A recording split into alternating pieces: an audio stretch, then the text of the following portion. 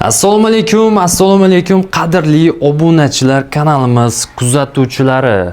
8 va 9 hududdagi eng hadovoy va eng taqchil planirovkadagi uyimizni sotuvga chiqardik. Nima uchun? Hamma 3 xonali kvartiralarda ham aynan mana shu kladovka yo'q. Ko'pchilik mana ko'rishingiz mumkin. Yana bitta qo'shimcha xona sifatida foydalanishadi va 3 xonani 4 xona qilib yuborishadi. Biz hozir Yangi Hayot 9-hududga kelganmiz. Uyimizni bir boshdan obzor qilaman. Asosiy kiruverish eshigimizni, bu yoq tarafda zalimizni ko'rishimiz mumkin. Uyimiz 7 qavatli g'ishtli domi birinchi qavatida joylashgan. Bu yoq tarafimiz oshxonamiz. Mana bu yoq tarafda kuxni mebelli, boyaga ko'rgan xonamizni ko'pchilik bu yoqqa oshxonani o'tkazib qo'yadi.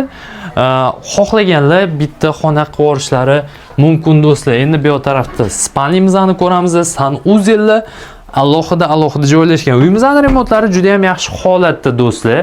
Mana ko'rishingiz mumkin. Bu yoq tarafda yana bitta vannamiz, mana yuvinish xonasi va bitta detskiy xona, xohlasanglar spalni qilib qo'yadigan xonamiz. Xo'p. Endi esa uyimizning lokatsiyalarini tushuntirib o'taman. Biz hozir Sergelining eng hadovoy lokatsiyasiga kelganmiz. Bu yerdan uy olgan bo'lsangiz, hech qachon achinmaysiz, sotishga ko'pchilikning ko'zi qiyadi, sababi lokatsiyasi juda ham yaxshi va yashashga juda ham qulay lokatsiya. Yonida maktab bor. Avtobus qatnovlari, 3-bekat metrosiga 5 daqiqalik yo'l. Undan tashqari poliklinika bor yonida. Zo'r bu lokatsiya.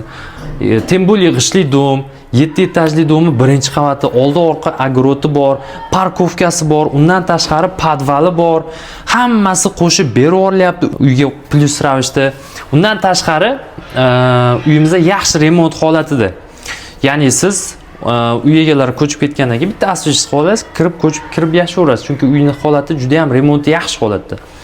Uyimiz yoqqan bo'lsa, videoga bitta like bosib qo'ying. Narxiga keladigan bo'lsak, $82,500 ipoteka xizmati orqali xarid qilishingiz ham mumkin albatta. Uyga ozgina qarzdorligi bor. Qo'lingizda eng kami $30,000-40,000 bo'lsa, bu uyimizni ipoteka xizmati orqali xarid qilishingiz mumkin.